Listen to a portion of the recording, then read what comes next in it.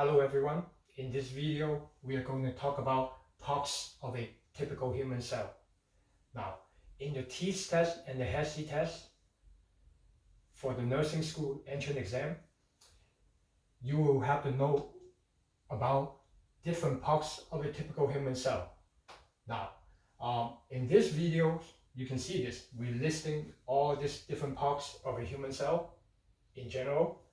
Now, the way how you learn about a human cell, you think about human cell is like a small version of a human body. So let's just talk about what we mean by that. So now if you look at this first structure here, we have cell membrane. So cell membrane is a phospholipid bilayer. What does that mean? That means you have phosphate and you have lipids. And you have two layers of that. So that's why you call them phospholipid bilayer. Right? It's two layers of phosphate and lipid. So phospholipid bilayer. Now, cell membrane is selectively permeable. So what does that mean? That means it's very selective for allowing different things to go in and out of to pass through the cell membrane. Now, so if you think of a cell membrane to a cell is like skin to a whole body. It's like the skin to a whole body. So cell membrane to a cell is like the skin to a whole body, right? For the whole body. Now, another part over here, you can see two is a cytoplasm, right? Now, cytoplasm is everything inside a cell except the nucleus. So if you use the term of comparing the analogy for the whole body, the cytoplasm would be like everything inside the body except the brain, because the brain is like the nucleus. So except the brain and the skin. So you can see that, right? So if you think about cytoplasm for a cell, it's like everything inside the cell except the nucleus and the cell membrane. Just like if you describe it as a whole body, it's everything inside the body except the brain and the skin. So the same analogy apply here, right? Cytoplasm is everything inside a cell except the nucleus and also except the cell membrane. Now then you look at nucleus. Nucleus is like the nucleus for a cell is like the brain for the whole body. Now, nucleus for a cell is like the brain for the whole body.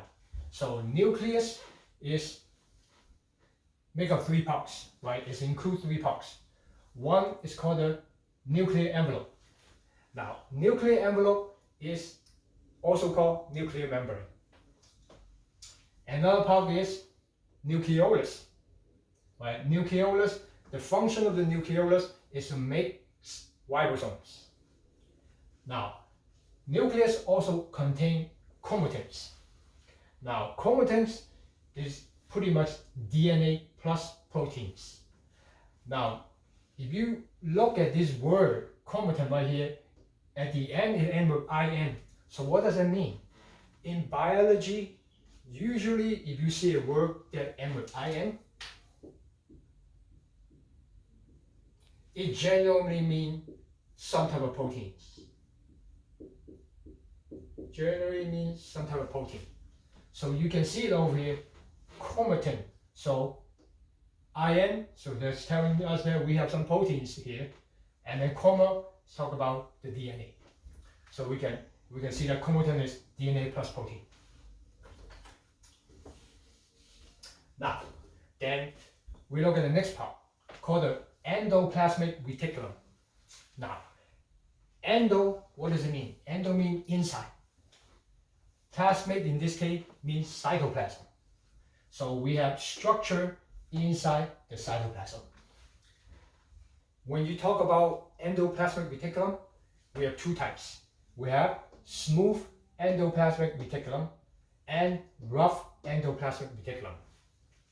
Now, smooth endoplasmic reticulum generally makes fat, and steroids.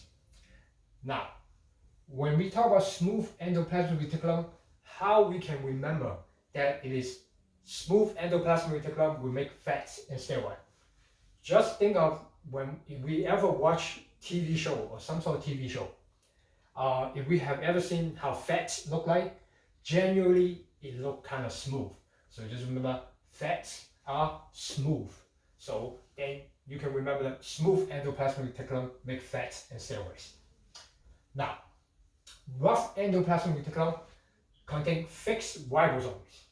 Now, just remember, rough endoplasmic reticulum contain fixed ribosomes, and those fixed ribosomes make proteins.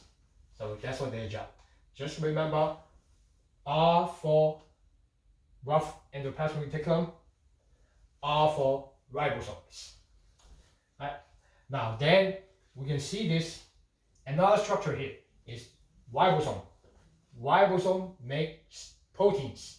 So how can we remember that? Just remember ribo pro pro. So you can remember ribo pro pro. So it's ribosome make proteins. So proteins. So ribosome make proteins. So ribo pro pro. Right? Ribo pro pro. Right?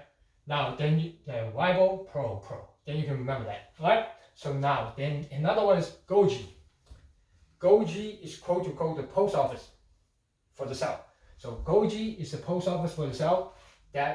So Golgi process, package, and transport proteins and lipids. Just like regular post office in life. Regular post office that we know, they process, package, and transport stuff for us, right? So we think of Golgi as like a post office that process, package, and transport lipids and proteins for the cell. So how can we remember Golgi is the post office? So we remember go to the post office, G. So you can remember go to the post office, G. So then you can remember that Golgi is the post office. Now next one, we got mitochondria. Right? Mitochondria is quote unquote the powerhouse that make ATP for the cell. Right? Now, how can you remember that mitochondria is the powerhouse for the cell? So we can remember mito sound like motor. So we can remember that motor power. Motor power. So then we can remember that. So mitochondria is for the powerhouse for the cell. So motor power. Now, the other structure here is called peroxisome. Like peroxisome break down stuff, especially fatty acids and amino acid, for example. Now, how can we remember peroxisome break down stuff? Just remember perox, right? So perox, then you can remember that like it sounded like it break down stuff. Okay. Now another one will be lysosome, right? So lysosome, the word lys mean breakdowns, right? Breakdowns, right? Breakdown. So lysosome mean breakdown. So you can see that lysosome break down stuff that the cell doesn't want. For example, like what? Bacteria, right?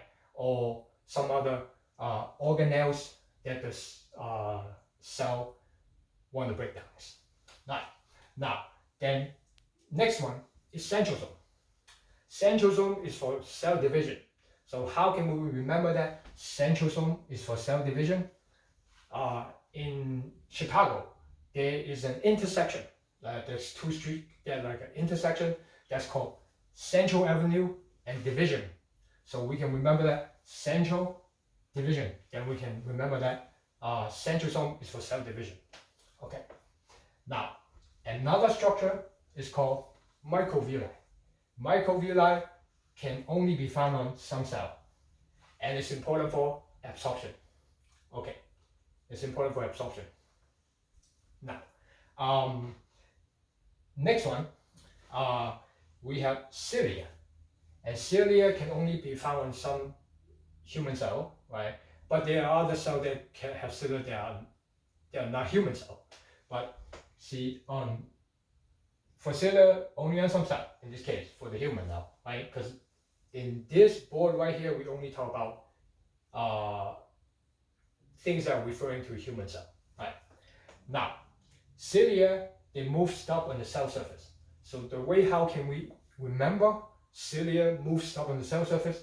Just remember like a silly person, right? A silly person or like a silly kid that actually like to move around a lot. So then you can remember that cilia move stuff on the cell surface. Now, then next structure here, we have cytoskeleton. Cyto means cell, skeleton means bone, right? So think of cytoskeleton for a cell the same way how you think of bones for a whole human body. So you can see that cytoskeleton, so skeleton on the cell, right? So it's like a bones for a cell. So what are the example of cytoskeleton? You have microtubule, intermediate filament, and microfilament. Right? They're example of cytoskeleton. Right? Now, what's in cytoskeleton important for? It's important for maintaining the shape of the cell. So it's like support the cell shape, also maintain the cell shape. And also important for transporting organelles within the cell, right? Or transporting other stuff within the cell, for example. Okay, if you can remember the normal function of regular bones for the entire body, then you'll be able to remember the normal function for cytoskeleton inside a cell. You can see that cell shape and organelles movement, just like regular bones for the whole body. Regular bones for the whole body is important for maintaining the shape of the whole human body, and then also important for movement. So then if you think about it like that, you think of the cytoskeleton for a cell is like analogous to the bones for the human body. Now, another one will be, last one here will be flagella. Now, flagella is quote to quote the propeller. So what does propeller do? Propeller is like the propeller that for a boat or for a ship that actually move the boat and move a boat. So propeller is for cell movement. So it moves the cell. So the way how you can remember it is flagella, propeller, flagella, propeller, flagella, propeller. Then you can remember that flagella is like the propeller for the cell. So it's propel the cell forward. Okay, now in human cell, there's only one type of cell in human that actually have flagella, which is the type of cell is sperm cells. So, and it makes sense why we have flagella on the sperm cell, because sperm need to move a lot.